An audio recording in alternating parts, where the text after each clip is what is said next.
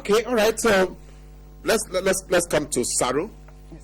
The story of 4 men. Correct. Or four young men, you said. Yes. Is SARO something to do with Sierra Leoneans or something to do with Nigerians? Yes. Yes. SARO is a musical. And SARO was created for the same reason. I asked myself, why are we having all these foreign importation of plays? You know, our corporate institutions are very quick to support anything foreign. So I asked myself, is it that we can't dance? Is it that we can't sing? What is the problem? The problem is this. We don't have the necessary funding to do things at the level that we can export them, or that the people that are in these corporate institutions would like to buy fund. into them. Correct. So I said, what can I do? We'll do something at par. Now, I wrote this script because I looked around us, like I said, it's about music. I looked for the perfect music director, a gentleman called Ayo Ajayi. 2 of the directors that sort of like grew out of Theatre Terra Project also, Kenneth Uphopho and Gbenga Yusuf, who is also a dance instructor. I brought them on board and I said, look, gentlemen, let's do this. And in the course of doing that, we were able to... I just want to say to our viewers, on screen they can see some of the clips from that dance. These are the rehearsals. The show will be coming up shortly, but Bolanle will give us details later. But you can see some of the clips, some of the pictorial clips, you know, from the rehearsals of the musical dance group, the dance presentation called SARO. Continue. So the story is really about immigrants, and SARO is a Sierra Leone. It's an allegory. It's just about we call them economic migrants. Really, all of us who are not from Lagos. We've all come to Lagos in search of our economic fortunes. Yes. And in the course of that, the Sierra Leoneans came in the 1800s. They were mostly very trained, very skilled people who came in to work for civil service, and a lot of them have stayed behind, including my own late mother-in-law's family. You know, they were all Sierra Leoneans. And the story I was trying to write was about 4 young men who came into Lagos in search of their own destiny as well. What did they have? The only thing they had was music. That was their talent. And you can see that across board, all the actresses and actors, you know, it's the talent. That's all you have in this world to sell to everybody. It is innate, really. It is innate.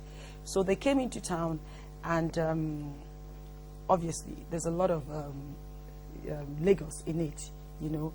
Most of the scenes and the places that we've depicted are where Saros originally settled.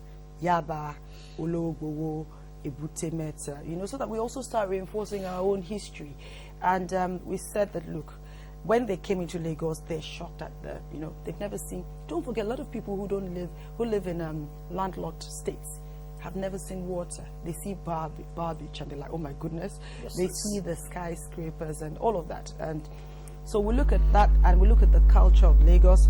We look at some of the good, we look at some of the bad, and essentially we come up, it's also comical, you know, people get a chance to laugh, yes. But more importantly, what we have done is we've realized that we have to get this to the level where we can also say we can export this. Yes. So, that being said, we decided that cost was not going to be the issue to hold us back. Now, did I have it? No. But I embarked on a very ambitious project. And to date, I think that we're almost where we want to be in terms of financing.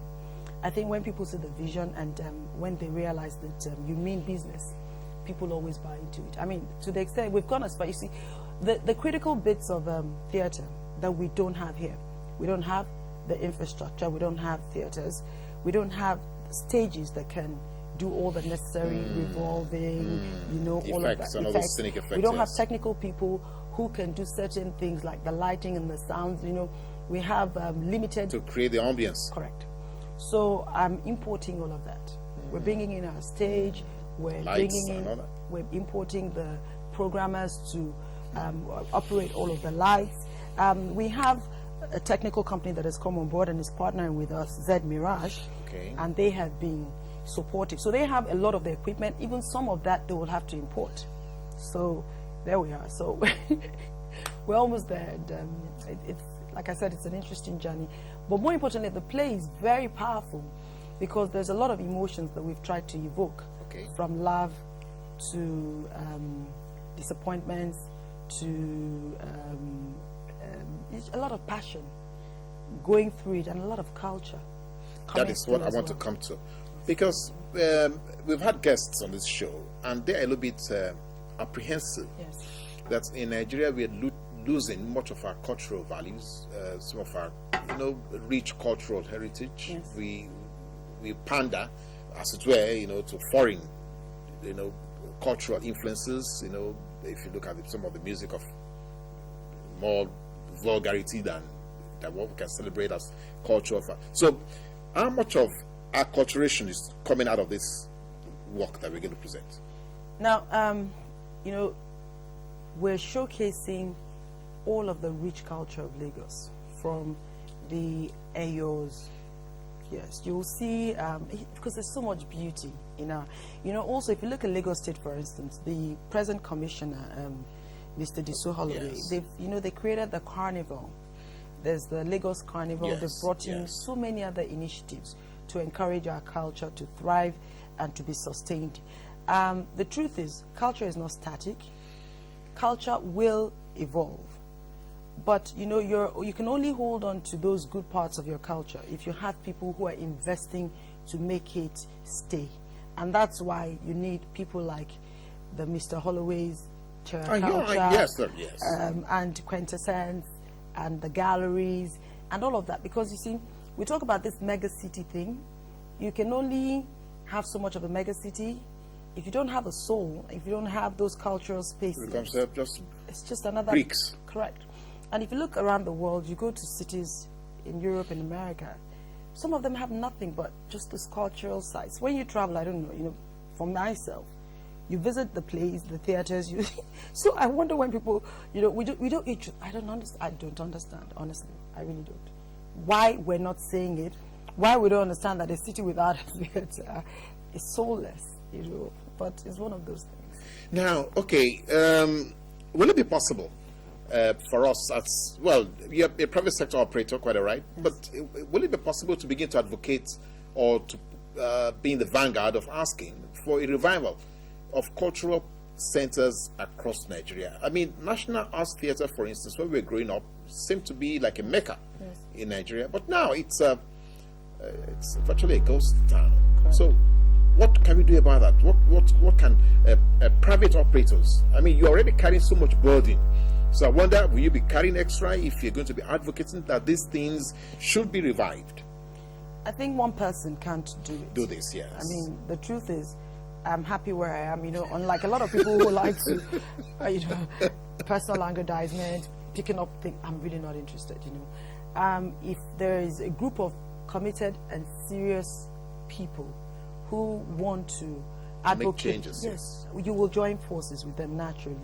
We went there recently when the Tate came, the gallery, they came into town, and we had a visit. We visited the National Theatre. Like a production like SARO The Musical should be at the theatre. It has the stage, it's the kind of thing we're looking for. We're paying through, and you don't want to know what we're paying at the Oriental to put on this show. Yes, it's just mind-boggling, but then you have to do what you got to do. No, but that's another shocking reality in Nigeria. Yes.